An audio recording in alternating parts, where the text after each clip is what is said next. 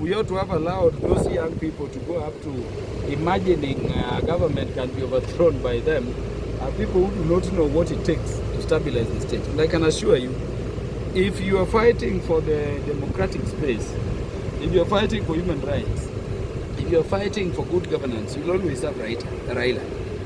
When it goes to a level where you mistake yourself to the level where you think you can collapse your own state, then Raila will not be with you. Because being the person he is, he knows the consequence of having a state collapse. I was with some MPs in Sudan in 2023 in June at the EU Parliament. The day I was posting that, one of them had called to tell me that when Sudan collapsed, the soldiers, after food was finished all over, raided his home. And they were sleeping with his 2 daughters and wife as watches. And by the time he was calling me, 2 of his daughters were already impregnated. So the daughters are either cooking or they sleep with them. They're 11 soldiers. And this is why I wanted to request our young people that they must know, when out of wisdom somebody like Raila says, no, let us fight for good governance, but stop there, because you will lose your state. It's for them. When a state is lost, do I tell you, not even the retirees can get their pension, because all records go. All systems collapse. And in Nairobi, we saw what happened in January 2028. In 3 days, all the supermarkets had collapsed. There was no source of food. Nairobi is very fragile. So in as much as we are fighting for governance, we must preserve the state. Raila has always supported this. In any event, those Gen Z people are not fighting for anything new. Do I tell you what? Those Gen Zs are our children. And I can tell you, when they were infiltrated last minute, we withdrew them. It is not Raila who withdrew them. And you will not see them in something that goes or has been infiltrated by people who believe in anarchy to collapse this state. Because this state belongs to them. We won't allow it.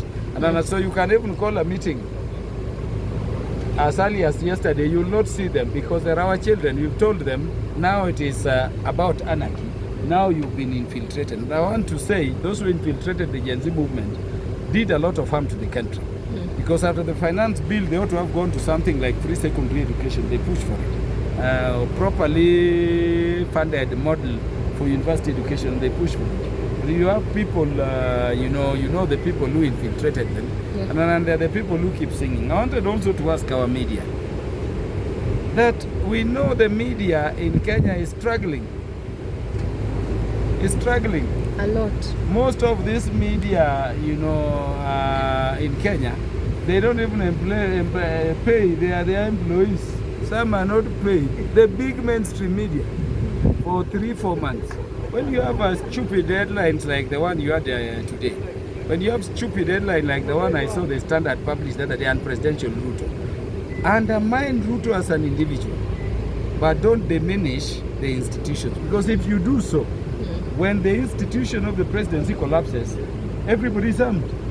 And that is where you've seen me disagreeing with people like Ahmed Nasir, telling them you can fight individual judges, even if it is the Chief Justice, as an individual. But don't go attacking the judiciary, because ultimately you need a well-functioning, a strong, judiciary. Kenya has become so negative, where a section of the Kenyan society believe they run everything. Okay, well now I'm telling them, we've been prevaricating towards our support base, and so they think they have any support. Now we are telling our people, and we are going to tell all our supporters across the country, to work with the government, because the government belongs to them. I want to see how far they will now go. Okay, maybe just a last question. Yeah. As the court declared that Azimio is the major party in the parliament, and also through the speaker Wetangula, he refused, and he said that UDA is the majority. Are you now people coming back to claim the majority? In Azimio, we look at what is substantive, not theory. And remember, Azimio is already in broad-based government with Kenya Kwanza. The pretense that people have been having ODM in opposition, for people who do not know, there is nothing called opposition in Kenya. ODM is in government, and ODM is Azimio. Once ODM speaks, it is final. So Azimio is in government, and we are already in Kenya Kwanza with Kenya in that broad-based government. So I want to tell you, those theories coming from court do not matter to us. We care most about how best this country can be governed. And I can tell you, despite what you love to report, there is a lot of discussions within Parliament in terms of how Kenya Kwanza and Azimio, whether you want to call the majority or minority in this one government, can govern the nation better. So it's a non-issue to us.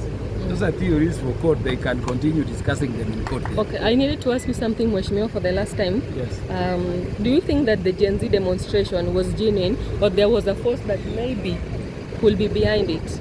No, the Gen Z started as a genuine process. And you remember one of the MPs who said that if any child of mine never went for those demonstrations, I would take them for DNA because that is not my child. And I know you photographed and you saw my children on Kenyatta Avenue, in Ngara, all over. Those are my children, my daughter, my sons.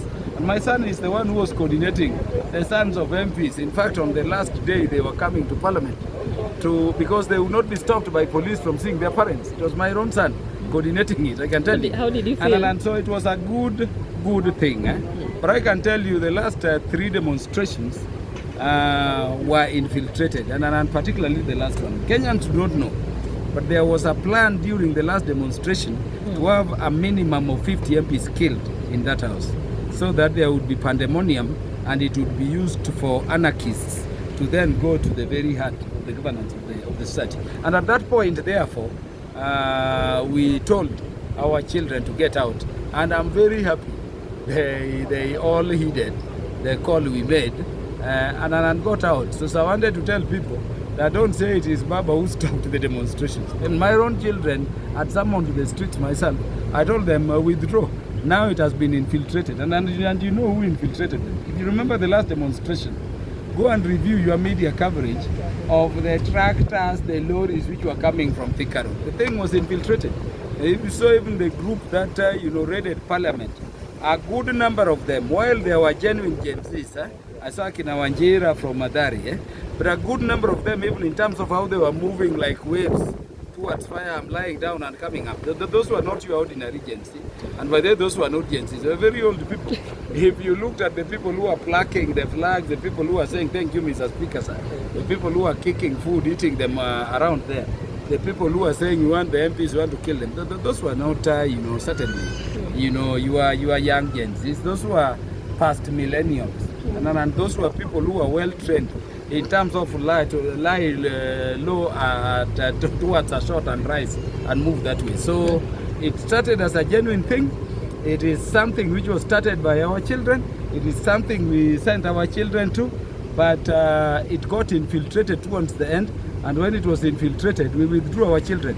And if they imagine those Gen Zs are operating outside of space there, let them call Gen Zs to the streets now. You will not get any of them, because what they are forgetting is that these are our children, and we want them to be fighting for national good, okay? Not the agenda of individuals who want to bring anarchy to the country. Okay, thanks for your attention.